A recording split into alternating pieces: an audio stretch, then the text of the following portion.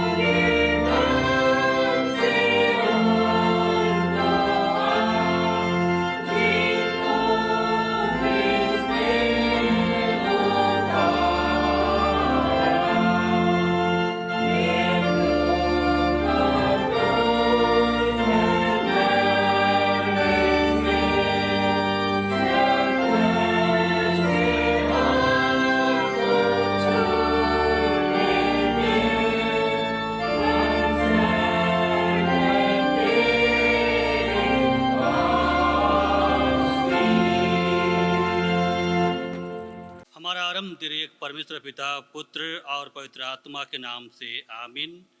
हमारी सहायता ईश्वर के नाम से है, जिसने स्वर्ग और पृथ्वी को सृजा।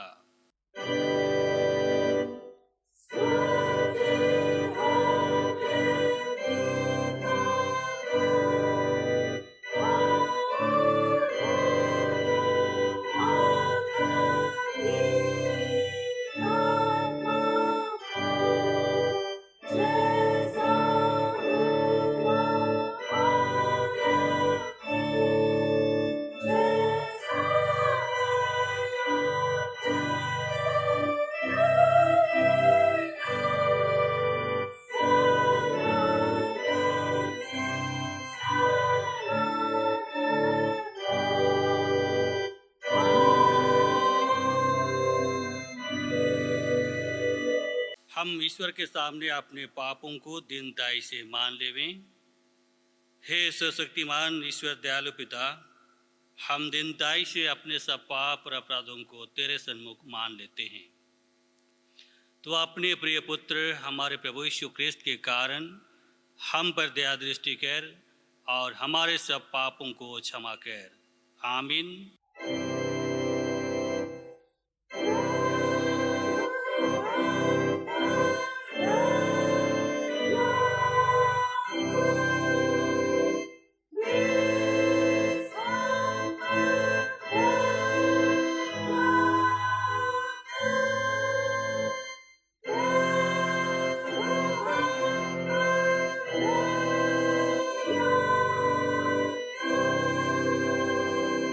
धन्य है वे जो शोक करते हैं, क्योंकि वे शांति पाएंगे। धन्य है वे जो धर्म के भूखे और प्यासे हैं, क्योंकि वे तृप्त किए जाएंगे। आमीन।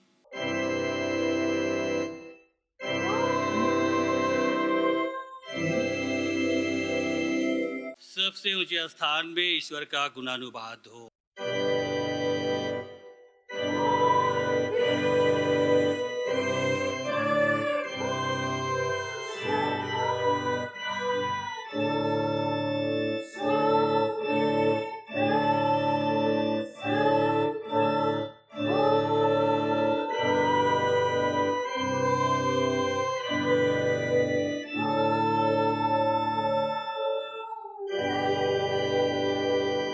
प्रभु तुम्हारे संग हो।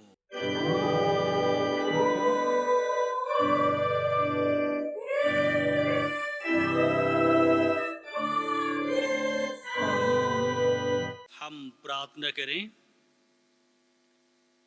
हे प्रिय प्रभु स्वर्गवासी पिता, हम तेरा धन्यवाद करते हैं कि तू अपनी कृपा से हमारा विनाश नहीं चाहता है, परंतु कि हम अपना मन तेरी ओर फिराएं और बच जाएं। हम तेरे बेनती करते हैं, अपना पवित्र आत्मा हमको दे कि वह प्रतिदिन हमारे मनों में सच्चा पश्चाताप उत्पन्न करे, हमारे हृदयों में पाप क्षमा और अनंत जीवन की लालसा जन्मे और तेरी अपार कृपा को विश्वास से ग्रहण करने और उसमें स्थिर रहने के लिए हमको सामर्थ्य दे। हर प्रकार की परीक्षा में हमको संभाल कि जिससे अनुग्रह के द्वारा अंत में परम सुखी हो जाएं, हमारे प्रभु यीशु क्रिस्त के द्वारा। आमीन।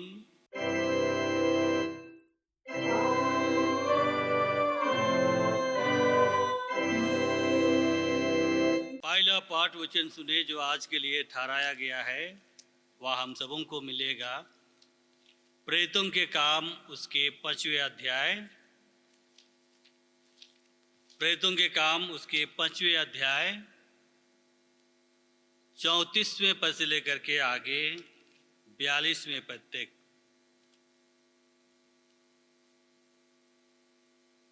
परमेश्वर का वचन इसमें ऐसा लिखा हुआ है। हम लोग 33वें पद से लेकर के आगे हम लोग 42वें पद तक सुनेंगे। यह सुनकर वे जल गए और उन्हें मार डालना चाहा, परंतु गमलीएल नामक एक फरीसी ने, जो व्यवस्थापक और सब लोगों में माननीय था, न्यायालय में खड़े होकर प्रेरितों को थोड़ी देर के लिए बाहर कर देने की आज्ञा दी।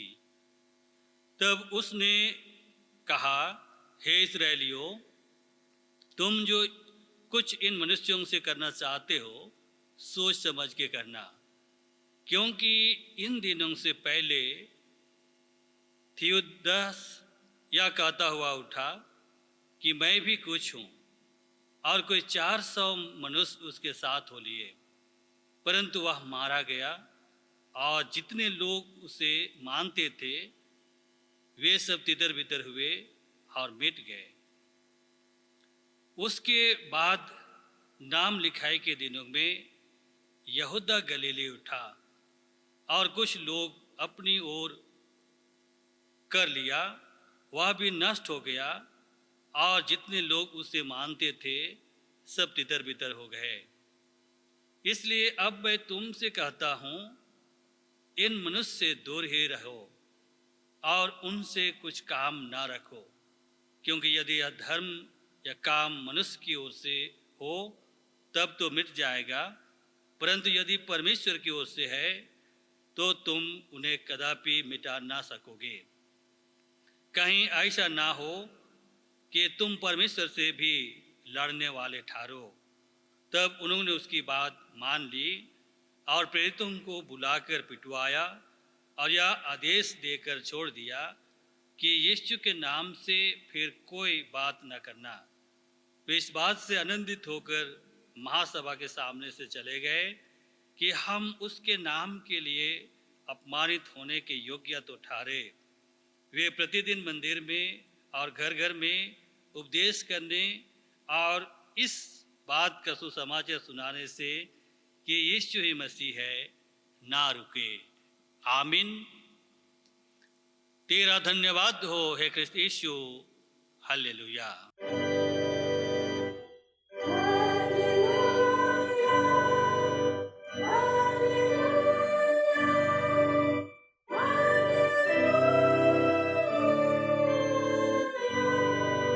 अब हम समझ के चांदी कलीसिया के संग अपना महापवित्र विश्वास मान लेकर के एक साथ यूं कहें, मैं विश्वास करता हूँ परमेश्वर पिता पर जो स्वर्ग और पृथ्वी का सर्वशक्तिमान सिरजनहार है, और उसके इकलौते पुत्र अपने प्रभु यीशु ख्रिस्त पर जो पवित्र आत्मा से गर्भ में आया, कुमारी मरियम से उत्पन्न हुआ, पंतुस पिलातुस की आज्ञा से दुख उठाया, क्रूस पर चढ़ाया गया, मर गया और गाड़ा गया, पाताल में उतरा, तीसरे दिन मृतकों में से जी उठा, स्वर्ग पर चढ़ गया और परमेश्वर सर्वशक्तिमान पिता के दाहिने हाथ बैठा है, जहाँ से वह जीवितों और मृतकों का विचार करने को फिर आएगा।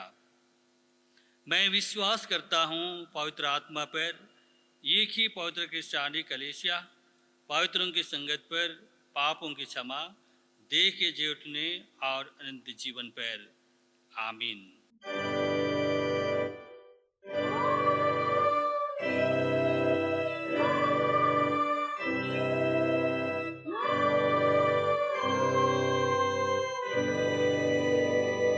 हम लोग आराधना का दूसरा गीत गाएंगे, गीत नंबर 236, साक्षीवाणी गीत नंबर 236।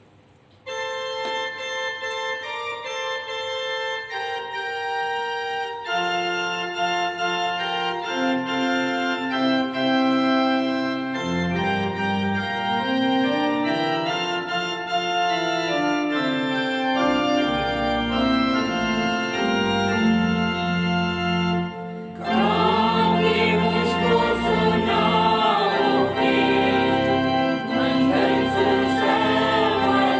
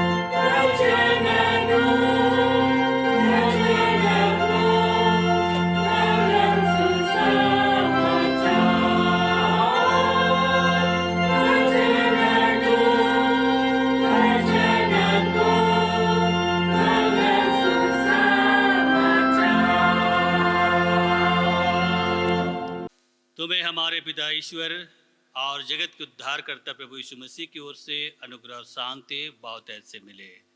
आमीन। हम प्रभु का धन्यवाद करें, प्रार्थना करें।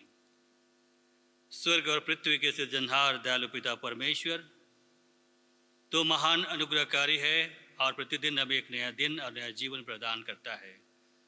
हम इस समय तेरा धन्यवाद करते हुए तो इससे दया चाहते हैं कि पवित्र आत्मा का सामर्थ देकर हमारी अगुवाई कर कि आज के दिन के लिए जो जीवित वचन तो मनन के लिए हमें दिया है, निश्चय ये पवित्र आत्मा का सामर्थ पा करके हम मनन कर सकें और हर एक के हृदय आत्मा में तेरा वचन का सामर्थ अधिक से अधिक बसने पाए।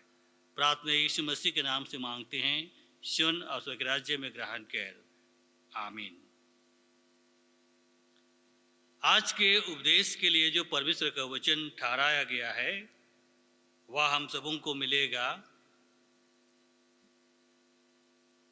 लूका रचित सुसमाचार उसके 5वें अध्याय पहला पद से लेकर के आगे 11 पद तक। लूका रचित सुसमाचार उसके 5वें अध्याय पहला पद से लेकर के 11 पद तक। परमेश्वर का वचन इसमें ऐसा लिखा है, हम लोग ध्यान से सुनेंगे। जब भेड़ परमेश्वर का वचन सुनने के लिए उस पर गिरे पड़ती थी और वह गनेसरत की झील के किनारे पर खड़ा था, तो ऐसा हुआ कि उसने झील के किनारे 2 नावें लगी हुई देखी और मछुए उन पर से उतारकर जाल धो रहे थे। उन नावों में से एक पर जो शमौन की थी चढ़कर उसने उससे विनती की कि किनारे से थोड़ा हटा ले चले। तब वह बैठकर लोगों को नाव पर से उपदेश देने लगा। जब वह बातें कर चुका तो शमौन से कहा, गहरे में ले चल और मछलियां पकड़ने के लिए अपने जाल डालो। शमौन ने उसको उत्तर दिया, हे स्वामी, हमने सारी रात मेहनत की और कुछ न पकड़ा, तभी तेरे कहने से जाल डालूंगा। जब उन्होंने ऐसा किया तो बहुत मछलियां घेर लाए और उनके जाल फटने लगे। इस पर उन्होंने अपने साथियों को जो दूसरी नाव पर थे संकेत किया कि आकर हमारी सहायता करो, और उन्होंने आकर दोनों नावें यहाँ तक भर लीं कि वे डूबने लगी। यह देखकर शमौन पतरस यीशु के पांव पर गिरा और कहा, हे प्रभु, मेरे पास से जा, क्योंकि मैं पापी मनुष्य हूँ। क्योंकि इतनी मछलियों के पकड़े जाने से उसे और उसके साथियों को बहुत अचंभा हुआ।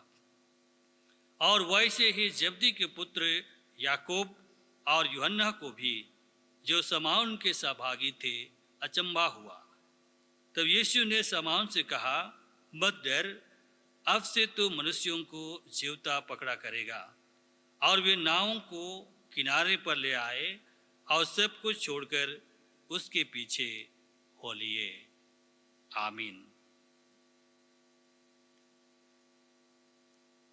मसीह में सभी वचन सुनने हारे ख्रिस्त विश्वासियों, हम लोग ईश्वर का धन्यवाद करते हैं कि आज हम लोग त्रिनिता तीस काल के बाद 5वां रविवार में प्रवेश किए हैं। और निश्चय ही यह परमेश्वर का अनुग्रह है, परमेश्वर की दया है। आज के इस दिन के लिए जो परमेश्वर का वचन हमें मनन के लिए दिया गया है, हमारी कलीसिया की ओर से जो ठहराया गया है, हम लोगों ने सुना कि यह वचन एक घटना के विषय में हमें बताता है। और घटना वह है कि यीशु शमौन पतरस के पास और उनके जो और साथियों थे उनके पास जाता है, जो मछली मारने का काम कर रहे थे। और पूरी रात मेहनत करने के बाद भी उन्होंने कुछ भी मछलियां नहीं पकड़ी। तब यीशु उनसे आग्रह करता है कि गहरे पर ले चल और जाल डालो। वे उनकी बात सुन करके गहरे पर ले चले और यीशु के कहने के आधार पर उन्होंने जाल डाली, तो इतनी मछलियां पकड़ी कि दूसरे नावों का उनको सहायता लेना पड़ा और दोनों नावें यहाँ तक भर गई कि डूबने लगी। वैसे में प्यारे विश्वासियों, यह एक विचित्र घटना है, एक अद्भुत घटना है, आश्चर्यकर्म है जो यहाँ पर दिखाया गया है। और ये वचन जो है सदर्शी सुसमाचार में पाया जाता है। मत्ती रचित सुसमाचार 4 अध्याय 18 पद से आगे 22वें पद तक, मरकुस रचित सुसमाचार उसके 1 अध्याय 16 पद से आगे, और यूहन्ना रचित सुसमाचार 20वें अध्याय उसके 21वें अध्याय उसके 1 पद से आगे 14 पद तक हम लोग इस घटना को प्राप्त करते हैं। और साथ ही लुक्का की किताब उसके 5वें अध्याय 1 पद से लेकर के 11 पद तक चारों सुसमाचार में यह वचन का वर्णन पाया जाता है। और इसमें हम लोग इस सादृश्य सुसमाचार में अंतर यही देखते हैं कि मत्ती रचित सुसमाचार, मरकुस रचित सुसमाचार और लुक्का रचित सुसमाचार एक अलग रूप से इसमें व्याख्या करने का प्रयास किया है। और ये तीनों सुसमाचार यीशु के सेवकाई के आरंभिक काल को दर्शाया है। लेकिन यूहन्ना रचित सुसमाचार में यीशु के जी उठने के बाद अपने चेलों के बीच प्रकट होने की घटना को दिखाया गया है। मसीह में प्यारे विश्वासियों, और इन सभी घटना या वर्णन के विषय में हम लोग एक ही संदेश को प्राप्त करते हैं, और वह है यीशु के सेवा कार्य के आरंभ से कैसे लोगों को प्रभावित किया, अर्थात अपने उस सेवा कार्य में सहयोग के लिए चेलों को नियुक्त किया। हम इसलिए इस घटना में कई एक बातों को हम लोग देखते हैं जो पतरस और याकूब,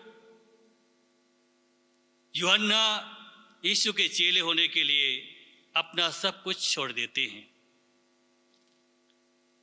और इसमें हम लोग कुछ बातों को देखते हैं और यह हमें मिलता है कि यीशु के कहने पर जाल डालना एक आज्ञाकारिता के विषय में यहाँ पर हमें दिखाई देता है, यहाँ पर दर्शाया गया है। जैसे ही शमौन पतरस ने उत्तर दिया कि हमने सारी रात मेहनत की और कुछ भी मछलियां नहीं पकड़ी, लेकिन स्वामी हम तेरे कहने पर जाल डालेंगे। ये शमौन पतरस की आज्ञा पालन के विषय में हम लोग यहाँ पर देखते हैं।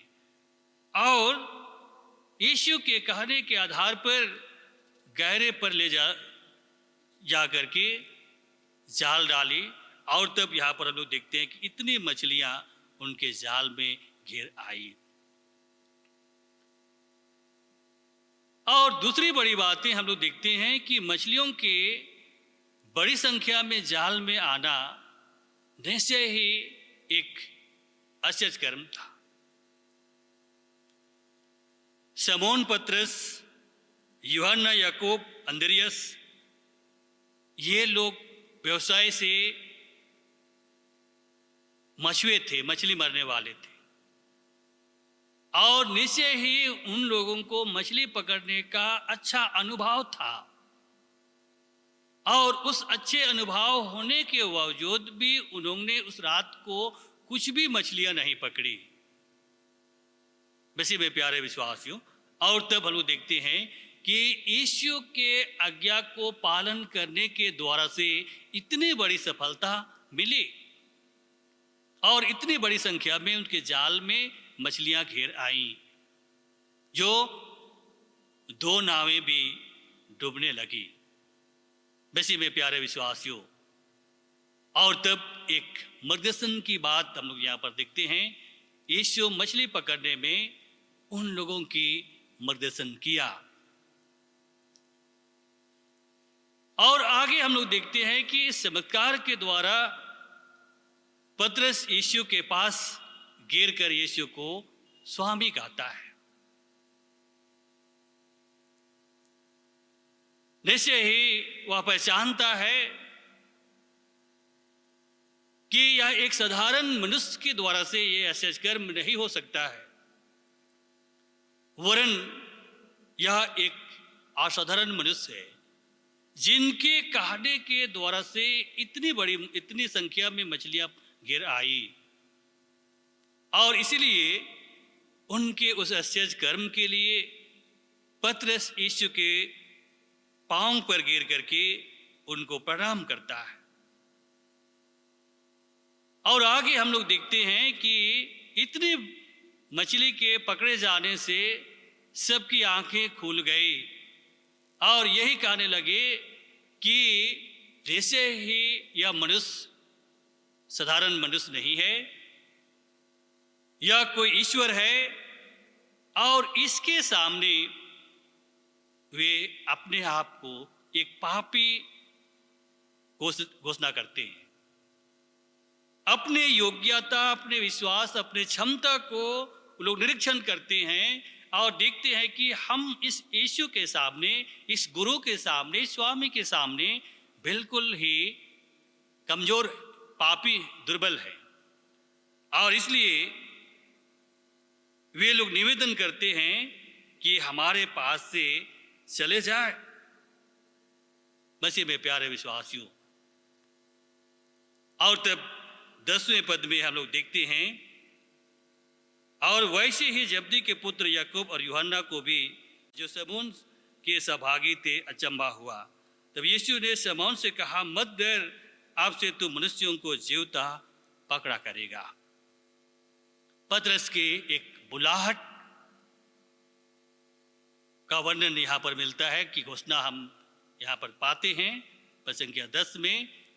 और यीशु उनको स्पष्ट कर देता है कि जिस तरह से तुम अब तक मछली पकड़ते हो, वैसे ही आपसे तो मनुष्यों को जीवता पकड़ा करेगा।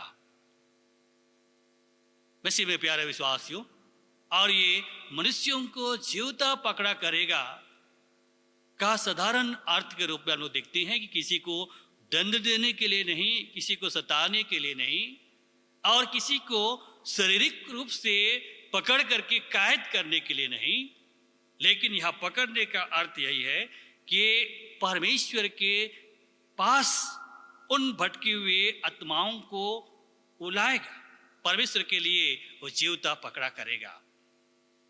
और तो बहुत सारे लोग परमेश्वर के राज्य के लिए आएंगे और ये संख्या दिन प्रतिदिन आगे बढ़ता जाएगा। मसीह में प्यारे विश्वासियों, पतरस के जीवन के लिए एक बुलाहट यहाँ पर हम लोग देखते हैं। और तब आगे हम लोग देखते हैं कि और वे नाव को किनारे पर ले आए और सब कुछ छोड़ करके उनके पीछे चले गए। अब तक हम लोग देखते हैं कि उनका व्यवसाय है मछली मारना, और हो सकता है इसी व्यवसाय से अपना परिवार चलाते होंगे, परिवार का लालन पालन करते होंगे। लेकिन मसीह में प्यारे विश्वासियों, पतरस कैसे उस विश्वास से उनका जीवन परिवर्तन हो गया और अपने व्यवसाय को छोड़ करके यीशु के बुलाहट को ग्रहण करता है। हम पतरस के इस प्रतिक्रिया से इस अध्ययन में दो आज्ञाकारिता को हम लोग प्राप्त करते हैं। पहला तो कि यीशु के कहने से उन्होंने जाल डाली और इतनी बड़ी संख्या में मछलियां घेर आई। और दूसरे आज्ञा पालन के रूप में लोग देखते हैं कि अपने सबको छोड़ करके, जो जाल और नाव उनके जीविका का संसाधन था, वो संसाधन को छोड़ करके यीशु के पीछे हो लेता है। वो आगे के लिए कोई चिंता नहीं करता है कि मेरे चले जाने से मेरे परिवार की क्या स्थिति होगी, मेरे परिवार का लालन पालन क्या होगा। इन सभी चिंताओं को छोड़ करके यीशु के पीछे हो लेता है। मसीह में प्यारे विश्वासियों, और इन दोनों आज्ञाकारिता में पतरस का एक बहुत बड़ा समर्पण के रूप में यहाँ पर दिखाया गया। और तब हम लोग देखते हैं कि पतरस का आत्मविश्वास टूट गया कि अब तक जो पतरस समझता था कि वो मछली मरने में परंगत अनुभवी, लेकिन वो आत्मविश्वास आप टूट गया और पूर्ण रूप से यीशु पर वो विश्वास करने लगा। मसीह में प्यारे विश्वासियों, और इसलिए हम इस वचन में देखते हैं कि मनुष्य का सोच, परिश्रम और अनुभव असफल हो सकता है, परंतु परमेश्वर की अगुवाई में जो काम करे वो कभी भी असफल नहीं हो सकता है। हम मूल विषय के रूप में, मुख्य बातों के रूप में हम यहाँ पर यही देखते हैं कि मनुष्य का सोच और विचार और अनुभव और परिश्रम व्यर्थ हो सकता है, लेकिन यदि जिसके जीवन में परमेश्वर का अगुवाई है और जो परमेश्वर के आज्ञा का पालन करते हैं, वे कभी भी अपने जीवन में असफल नहीं होंगे। और इसलिए वचन हमें कई एक बातों का में उजागर करता है और कहता है कि तो अपनी समझ का सहारा ना लेना, वरन संपूर्ण मन से यहोवा पर भरोसा रखना और उसी को स्मरण करके सब काम आरंभ करना, तो वह तुम्हारे लिए सीधा मार्ग निकालेगा।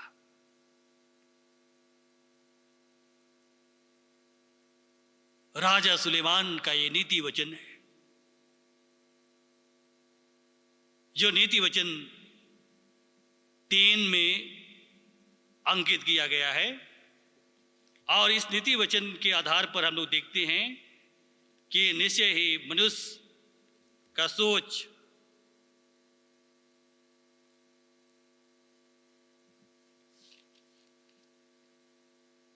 उनका विचार असफल हो सकता है, लेकिन मसीह में प्यारे विश्वासियों, जब हमें परमेश्वर की अगुवाई मिलता है और परमेश्वर की अगुवाई के आधार पर हम काम करते हैं, अर्थात हर एक काम में यदि हम परमेश्वर से अगुवाई चाहते हैं तो निश्चय परमेश्वर हमारे कामों में सहायता करता है और हम निश्चय ही अपने जीवन में सफलता प्राप्त करते हैं। यीशु ने कहा कि अपना व्यवसाय छोड़कर मेरे पीछे हो ले। मसीह में प्यारे विश्वासियों, हमारी भी जीविका के लिए कई व्यवसाय, कई संसाधन हो सकते हैं। कोई नौकरी करता हो, कोई बिजनेस करता हो, कोई और किसी तरह से परिश्रम करता हो अपनी जीविका के लिए। जिनको जैसा वरदान है परमेश्वर की ओर से, वैसा ही लोग अपनी जीविका के लिए मेहनत करते हैं, परिश्रम करते हैं और वही उनका जीविका का संसाधन हो सकता है। लेकिन मसीह में प्यारे विश्वासियों, ये वचन आज हम सबों को यह कहना चाहता है, जैसे पतरस को यीशु ने कहा कि तू अपना सब कुछ छोड़ करके मेरे पीछे हो ले। और इसका अर्थ ऐसा नहीं कि हम अपनी नौकरी छोड़ करके, हम अपने व्यवसाय छोड़ करके हम परमेश्वर की सेवा में लग जाएं निश्चय परमेश्वर का वचन हम सबों को बताता है, रोमी की किताब में हम लोग वर्णन करेंगे तो दुनिया में कोई भी ऐसा काम नहीं जिसको परमेश्वर ने नियुक्त नहीं किया है। किसी को राजा होने के लिए, किसी को सेवक होने के लिए और कई तरह से वरदान और आशीष परमेश्वर ने दिया है और भिन्न भिन्न कामों में परमेश्वर ने हमें नियुक्त किया और इसलिए हमारा व्यवसाय, हमारा काम परमेश्वर के द्वारा से ठहराया गया है। तीमुथियुस की पत्री में हम लोगों को मिलता है कि परमेश्वर ने मुझे इस योग्य समझ करके इस काम के लिए मुझे नियुक्त किया। मसीह में प्यारे विश्वासियों, और तब इसलिए परमेश्वर का वचन हमें बताना चाहता है कि जो परमेश्वर का है उसको परमेश्वर को दो और जो कैसर का है उसको कैसर को दो। जो आपको व्यवसाय मिला है, जो आप व्यवसाय करते हैं, काम करते हैं, नौकरी करते हैं, उनमें से आप परमेश्वर की सेवा के लिए आप दो, आप उनमें से सहयोग करो। निश्चय परमेश्वर का अनुग्रह आपके जीवन में होगा। आप परमेश्वर की आशीष को एक भरपूरी और बहुतायत के रूप में आप प्राप्त करेंगे। सो मसीह में प्यारे विश्वासियों, निश्चय ही परमेश्वर का बुलाहट हम एक एक विश्वासियों के जीवन में है। हम एक एक विश्वासी लोग परमेश्वर के द्वारा से बुलाए गए, हम उनके चुने हुए लोग हैं और इसलिए हमें प्रतिदिन परमेश्वर की आज्ञा का पालन करना है, परमेश्वर के बताए हुए मार्ग में हमें चलना है और यह इस संसार के लिए नहीं लेकिन परमेश्वर के राज्य के लिए हम मेहनत और परिश्रम करें, जो निश्चय ही हमको उस जीवन तक पहुंचाएगा जो इस जीवन के बाद भी प्रभु ने हमारे लिए तैयार किया है। परमेश्वर इस वचन के द्वारा से हम सबों को बहुत ऐसे आशीष प्रदान करें। आमीन। हम प्रार्थना करें। सर्वशक्तिमान अनुग्रहकारी दयालु प्रभु, तो निश्चय ही हम एक एक को अलग अलग वरदान और आशीष दे करके हमारे जीवन को आशीषित किया है। हम तेरा धन्यवाद करते हैं और प्रार्थना करते हैं कि निश्चय प्रभु प्रतिदिन के जीवन में तो हमारे अगुवाई कर, सहायता कर कि इसी बुलाहट के तहत हम तेरी सेवा में अपना बहुमूल्य समय दे सकें, अपना योगदान हम दे सकें और तेरे कलीसिया दिन प्रतिदिन आगे बढ़ता जाए और हम एक एक के जीवन के द्वारा से भी बहुत सारे आत्माओं को जीती जा सके, तेरे पास लाया जा सके। इसलिए प्रार्थना करते हैं तो अपने वचन का सामर्थ्य हर एक के जीवन में अधिकाई से प्रदान कर। प्रार्थना मांगते हैं हमारे उद्धार करते यीशु ख्रिस्त के नाम से, आमीन। ईश्वर की शांति जो समस्त ज्ञान से ऊर्ध्व है, ख्रिस्त यीशु में हम लोग की मन और हृदय की रक्षा करेगी, अब से लेकर के सदा लो, आमीन। हम लोग आराधना का दूसरा गीत, अंतिम गीत गाएंगे, गीत नंबर 171, साक्षी वाणी गीत नंबर 171। हम लोग आराधना का अंतिम गीत गाएंगे।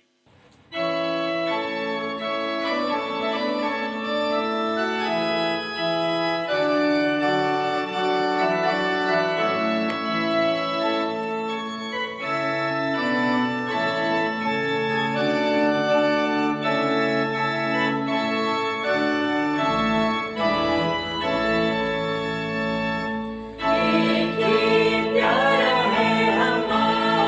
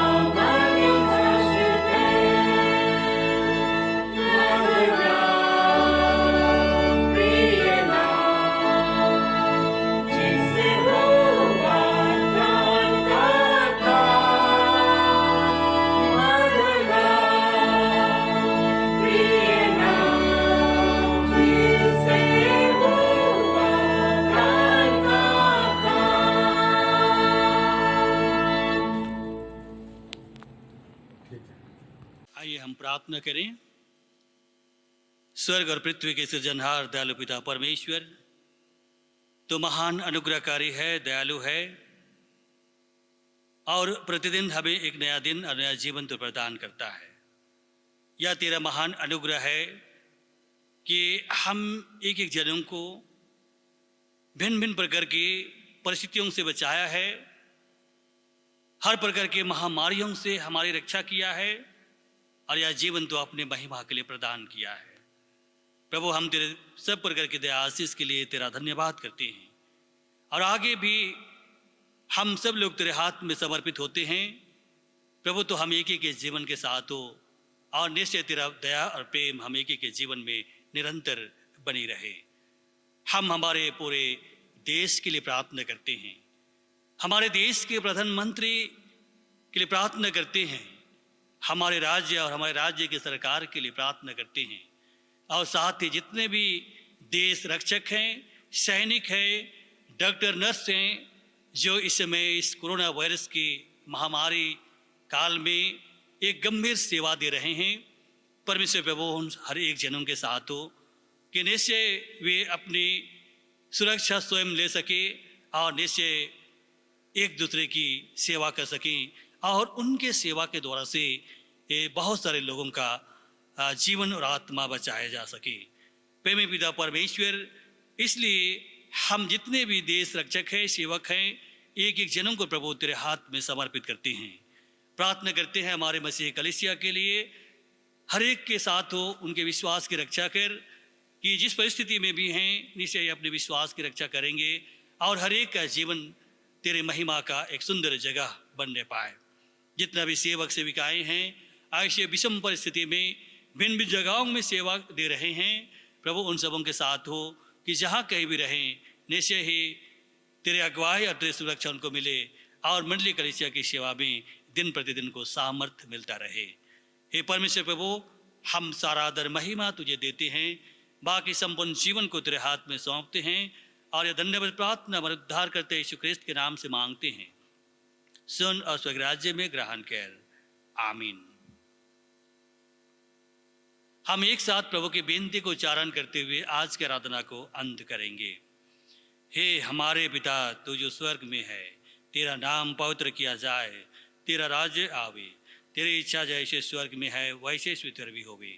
हमारे प्रतिदिन की रोटी आज हमको दे और हमारे अपराधों को क्षमा कर जैसे हम भी अपने अपराधियों को क्षमा करते हैं, और हमको परीक्षा में मत डाल परंतु बुराई से बचा, क्योंकि राज्य और पराक्रम और महिमा सदा तेरे ही हैं। आमीन।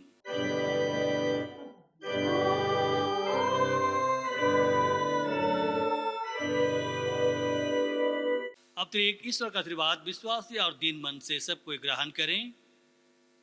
परमेश्वर तुझे आशीष दे और तेरी रक्षा करे। परमेश्वर अपना मुख तुझ पर प्रकाश करे, तुझ पर अनुग्रह करे। परमेश्वर अपने मुख का प्रकाश तुझे चमकावे और तुझे कुशल देवे।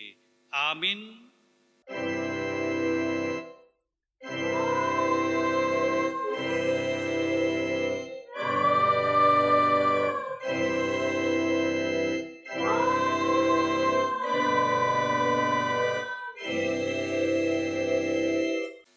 यीशु सहाय।